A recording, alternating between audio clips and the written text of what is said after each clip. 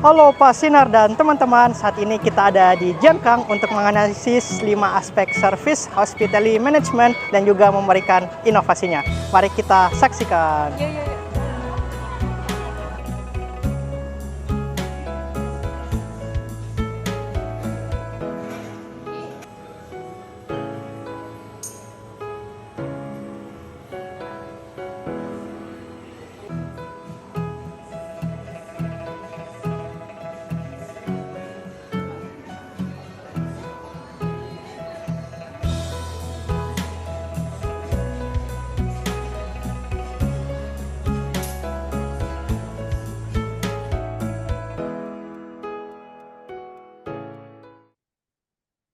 Assalamualaikum warahmatullahi wabarakatuh. Shalom, Om Swastiastu, Namo Buddhaya, Salam Kebajikan. Halo Pak Sinar. Nah, ketemu lagi nih dengan kita dari kelompok Service Gaming. Nah, hari ini kami akan melaporkan hasil analisisnya kami pada sektor lini kuliner nih yang ada di Business Park, yaitu Jian Kang Es Krim. Nah, tanpa berlama-lama, mungkin kedua teman saya akan menganalisis terlebih dahulu dari segi 5 faktor service management.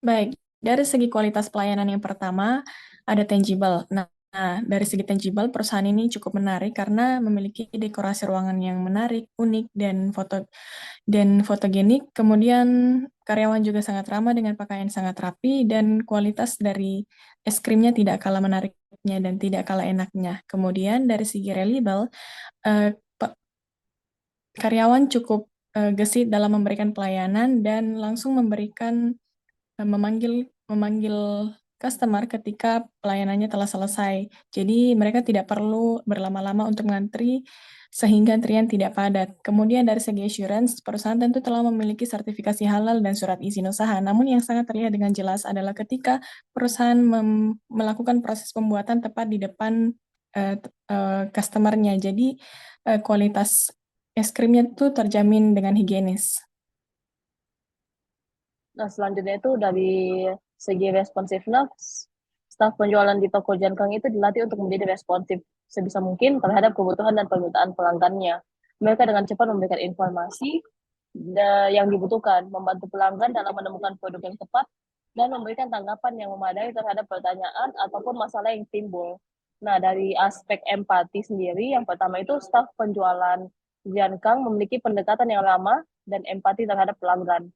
Mereka mendengarkan dengan baik, memahami kebutuhan dan keinginan pelanggannya, dan berusaha memberikan pengalaman belanja yang menyenangkan dan memuaskan untuk para pelanggannya. Selanjutnya, Jangkang juga mengadakan program pelatihan bagi para stafnya untuk meningkatkan kemampuan mereka dalam berkomunikasi dan berinteraksi dengan pelanggan dengan penuh empati. Nah, yang terakhir saya akan memberikan inovasi nih, Pak Sinar. Jadi setelah kami berenggut nih bertiga, ada inovasi yang dapat dilakukan oleh Jankang. Yang pertama itu adalah memperbaiki layout tempat penjualannya. Nah, mengapa? Karena pada saat kita melakukan observasi langsung ini, situ hampir tidak ada sekat-sekat antara meja satu dan meja yang lainnya. Sehingga jikalau pengunjung ingin duduk, dia dulu harus bersenggolan antara meja satunya dan meja berikutnya, sehingga bisa menyebabkan stres atau ketidaknyamanan oleh pengunjungnya tersebut. Nah, yang kedua, pada saat kita masuk itu ternyata pintunya itu satunya diblok nih, dan juga tidak ada penjaga pintunya. Dan pada saat kita masuk juga tidak ada kalimat penyapaan bahwasanya selamat datang ataupun semacamnya. Hal ini dapat menimbulkan retensi pelanggan untuk dapat berpersepsi bahwasanya Jankang ini kurang ramah nih. Tapi sebenarnya kalau kita di dalam proses pembelian itu sudah ramah, tapi first impression-nya itu sangatlah kurang Pak Sinar dan teman-teman.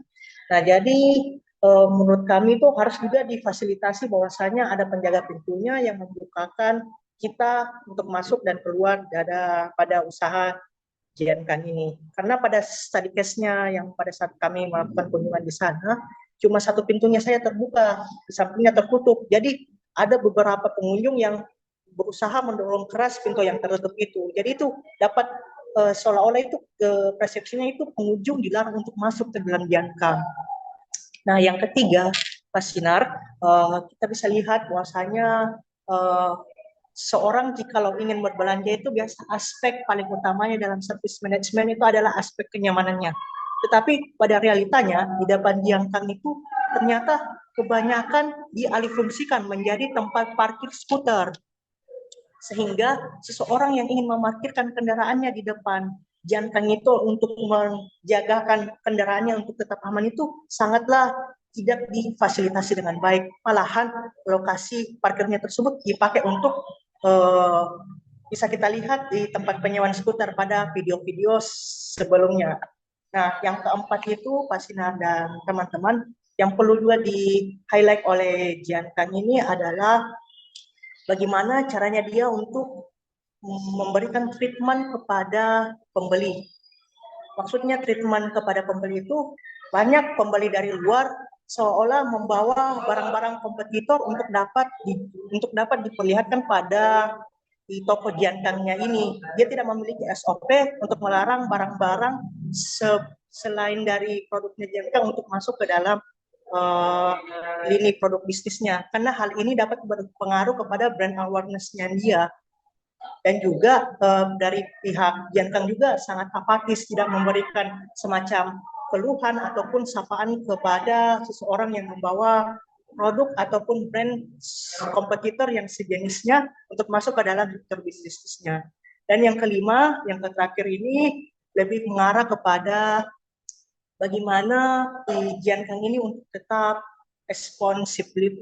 memberikan responsiveness yang lebih baik. Seperti yang telah dikatakan juga memang sudah sangat baik. Tetapi pada saat kita memesan makanan di meja kasirnya, kita seolah merasa bingung, tidak diberikan, Kak, ini loh enak, ini ada campuran ininya.